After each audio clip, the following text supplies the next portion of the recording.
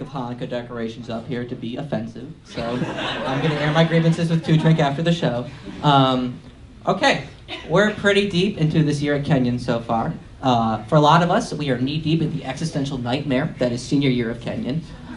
Here's a tip for all of you who plan on being seniors at Kenyon. Don't. It's a nightmare. It's a very strange vibe. When you go to a party, when you're a senior at Kenyon, it's kind of like watching porn after you masturbate. You know? When you're a freshman, you go to a party, it's like watching porn as God intended while you're masturbating, you know? You look around and you think, this is great, I love the energy, I love the environment, I love the people, I love the music, I'm loving this! And then you're a senior and you finish and it's like watching porn after you're done and you're looking around and you're thinking, who are these people? What is this music? Why is it so loud? Why am I sticky? I don't know. I think a lot of this attitude comes from the fact that I was abroad. Yes, I'm sorry. I'm an abroad kid. I should have a big fucking sign that says abroad changes you, I know. Forgive me. To keep in character, I studied abroad in Jerusalem, in Israel. And Israel is a fascinating place. I loved it. They call Israel the New Jersey of the Middle East, both in literal size and in attitude. You have armed men in Israel running around screaming, die, die! Which, to be fair, means enough in Hebrew, but it's disconcerting.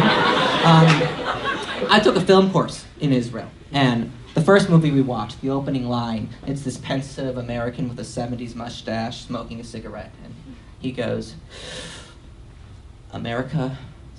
Israel is a country full of paradoxes. And I believe that, really. This country, founded on Jewish beliefs, founded on people working together in the desert to tame the land, people founded on friendship and teamwork and collaboration, has forgotten how to treat another human being correctly. And I can let your minds wander as to how that is the case, but I'll tell you. It's how people enter trams and buses and trains in Israel. I know what you were thinking. It's not that. Israel's a great place. When you enter a bus in Israel, let's go real life first, right? When you enter a bus in the real life, there's always that one asshole who needs to get on the bus at that exact time or else everything else will go to shit for them. And you think, okay, he's an asshole, I'll let him on the bus. But now imagine that one asshole is every single person in the state of Israel. And I'm not just talking macho Israeli men, I'm talking little children, I'm talking frail old rabbis, pregnant women, they're all pushing and shoving. And it's a lesson in learned behavior, really, because I was a pusher and a shover, too. I needed to get on those buses. And yes, I did. I did not run on time, but I needed to get on. And one day, an American woman, she saw me entering the bus, and she wanted to tell me how much she hated how I was entering the bus, so she started berating me in English. And when I turned back to her in my very American sense, and I was like, oh, I'm sorry, I'm just a Jew in Israel, I don't know what I'm doing. Her expression went from anger to sadness to pity. I was clearly not the first bright-eyed young American boy to fall prey to the cutthroat style of not giving a shit about others in Israel. It's great.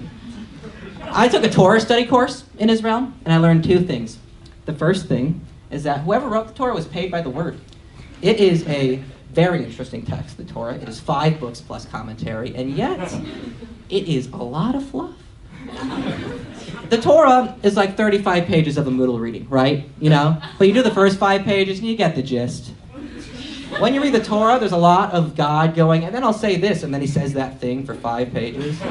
I revisited my own Torah portion recently, Teruma, if anyone's wondering. It was about the tabernacle, which is what they built, the portable temple in the desert, and I was really curious about what it was about this time, so I really dug in and read about it and did the research and read the commentary and read what Rashi had to say. And Rashi, by the way, great name. He wrote a lot of commentary, but he didn't really know what he was talking about either. And the Teruma, you'd expect it would be about, how to fuck in the temple or, how to eat or what to do, but it wasn't. Teruma is a long list of instructions of how to build the wall down to the cubit. Really fun stuff. The second thing I learned was that rabbis, historically and traditionally, are very, very horny little people. There are these stories of these learned men in Judaism, these pillars of Jewish thought, who get so worked up while studying the Torah that they have to go home and have sex with their wives. Take the story of Rabbi Akiva. Rabbi Akiva ran off to the mountains with 700 of his disciples to escape the Romans. One day, Rabbi Akiva is walking down the street and he sees a woman walking. And he says to his disciples, run! I can't be around another woman! I can't control myself! Yikes. Those are our pillars of Jewish thought, those rabbis. And now I will recognize that I've been talking a lot about Israel. And that's a hot button topic, and I get it. You know, you can get mad at me. I encourage people to get mad at me. I think discourse is important in this day and age. And what I think is funnier is people who have in and out group biases for everything. I've taken 2 classes at Kenyon in psychology, so I'm kind of an expert on the subject. And essentially, human beings like to compartmentalize everything into like, I do this, but I don't do that, and I do that, but I don't do this. And my favorite I learned recently is people wipe their asses different ways. Some people, it turns out, like fold the toilet paper before they wipe their butt, which to me seems counterintuitive, you know? I don't know why you're feigning professionalism in such a brute act. I don't know why you're trying to make the toilet paper so presentable when you're wiping the extra poop off of your butthole, but maybe that's just me.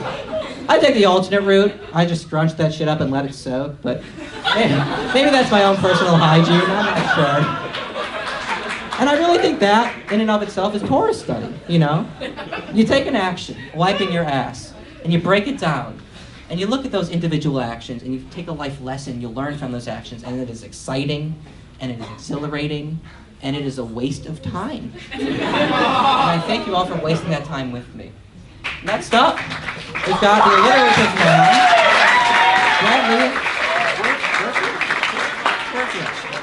There you go.